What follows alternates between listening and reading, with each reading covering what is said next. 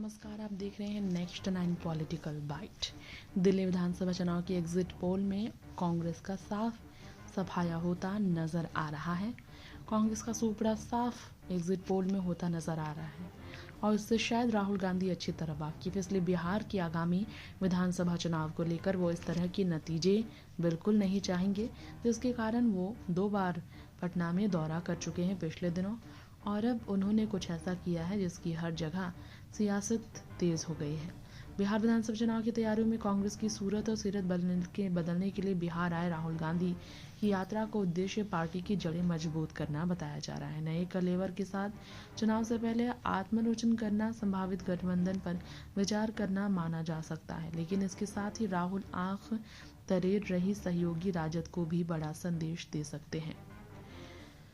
जी हां, निंदक नियरे रखिए के मूड में कांग्रेस नेता राहुल गांधी प्रदेश कांग्रेस की सीरत और सूरत बदलकर नई चुनावी पारी का आगाज करने फिर से बिहार में है। 5 फरवरी यानी आज 9:40 में उनका बिहार आगमन हुआ और इस बात आपको बता दें, आज नहीं हम कल की बात कर रहे हैं 5 फरवरी की। तो राजद की बी टीम बनी कांग्रेस ने अपनी इस छवि से छुटकारे की जंग का ऐलान कर दिया। लोकसभा चुनाव के दौरान ही कर दिया था। इस यात्रा में आत्मलोचन के साथ उतरने वाले राहुल गांधी आगामी चुनाव से पहले पार्टी की कील कवच को दुरुस्त करके जिस तरीके से शामिल होंगे जंग में। बताया जा रहा है कि भाषण के दौरान लोकसभा में जिन्होंने नई राजनीति की शुरुआत की उनके बारे में बात करें तो इस बार की कहानी अलग होगी।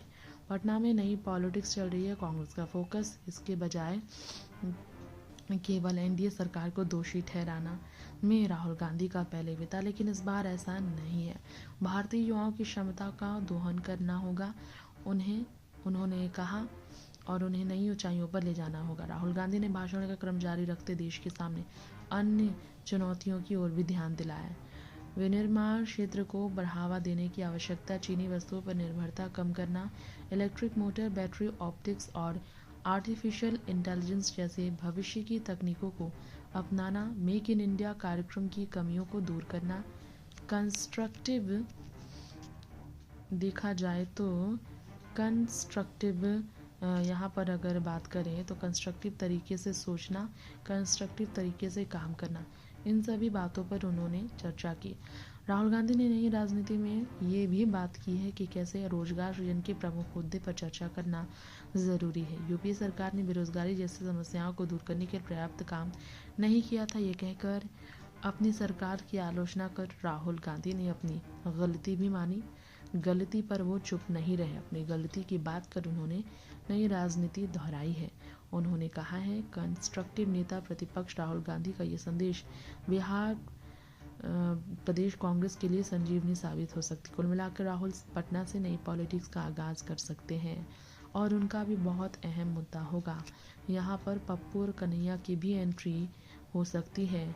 कहा जा रहा है राहुल यहाँ बिहार में अकेले भी पप्पू और कन्हैया के बल पर चुनाव लड़ सकते हैं। अध्यक्ष जो है अखिलेश प्रसाद सिंह, प्रदेश अध्यक्ष, वो भी इस तरह की राजनीति की तरफ इशारे कर चुके हैं।